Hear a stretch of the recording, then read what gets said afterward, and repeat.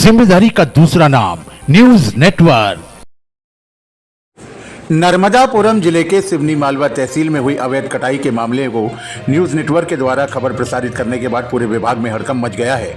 आनंद फानन में जिला वन अधिकारी अपने अमले के साथ नर्मदापुरम से घटनास्थल पहुंचे, जहां पर उन्होंने पूरे जगह का मुआयना किया। आपको बताते चलें कि बनापुरा रेंज के बोरकुंडा बीट में वन माफियाओं के द्वारा अवैध कटाई की गई थी, जहाँ पर एक कूप का झाड़ एवं अन्य 3 अवैध सागौन के झाड़ काटे गए और उसका परिवहन करते हुए नंदरवाड़ा नाके से लगभग 300 मीटर दूरी पर गाड़ी खराब हो जाने के कारण वन माफिया रास्ते में ही सागौन की लकड़ी के 14 नग पटक कर चले गए थे, जिसके बाद स्थानीय लोगों के द्वारा वन विभाग को सूचना दी गई, जिसको न्यूज नेटवर्क ने प्राथमिकता से प्रसारित किया था। जिसके बाद डीएफओ अपने दल बल के साथ नर्मदापुरम से घटनास्थल पर पहुंचे। उन्होंने बताया कि यह अवैध कटाई बिना स्थानीय व्यक्ति की मदद से नहीं हो सकती। कहीं न कहीं स्थानीय की मिली भगत भी इस घटना को अंजाम दिया गया है, जिसकी विस्तृत जाँच की जा रही है और अगर कोई अधिकारी कर्मचारी विभाग का इसमें लिप्त होना पाया गया तो उस पर भी विभागीय कठोर कार्रवाई की जाएगी। आपको बताते चलें कि इसी प्रकार का मामला लगभग 8 से 9 महीने पहले डेकना बीट के आमा कटारा के जंगल में भी आया था, जहां पर लगभग 21 पेड़ों की अवैध कटाई की गई थी और उसका परिवहन किया जा रहा था, लेकिन वन विभाग के द्वारा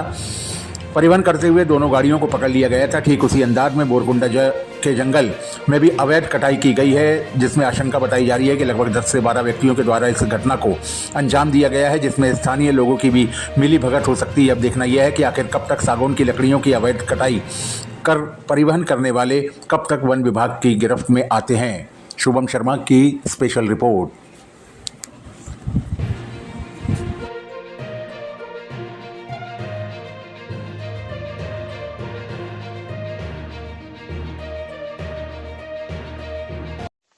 ये अवैध कटाई का मामला जो था, इसमें अभी स्पॉट देखा है, क्या लग रहा है आपको? अभी कुछ इसमें लीड्स मिली हैं जिसमें अपराधियों की शिनाख्त की जा रही है और जो पुरानी कूप हम लोगों को इस साल के जो कूप कट रहे थे उसकी भी लकड़ी ले जाने की इन लोगों ने प्रयास किया था।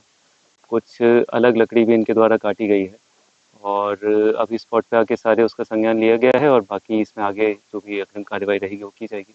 विगत 8 महीने पहले देखना में भी आमा कटारा में भी इसी प्रकार का जहाँ पर 2 वन माफिया पकड़े गए थे, लग रहा है कि इसी प्रकार की गैंग है, 12-15 लोगों का ही काम। प्रथम दृष्टया उससे तो भिन्न है, क्योंकि जो इनका मोडस ऑपरेंडी है वो उस वाले जो कटाई हुई थी आमा कटारा में उससे अलग है।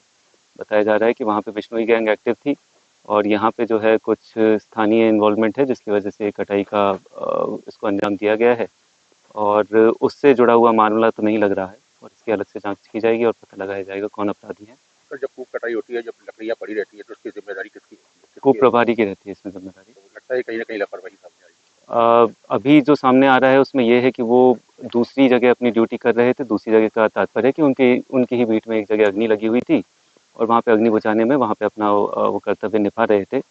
तो इसकी भी जांच की जाएगी। अगर ये लगता है कि वो अपने कर्तव्य से अनुपस्थित थे या कुछ थे तो उचित कार्रवाई की जाएगी, पर अभी ऐसा प्रतीत नहीं होता है। अभी बस ऐसा लग रहा है कि संगठित रूप से इसको अंजाम दिया गया है और प्रथम दृष्टया नहीं प्रतीत होता है कि कूप प्रभारी की जो है उसमें गलती थी।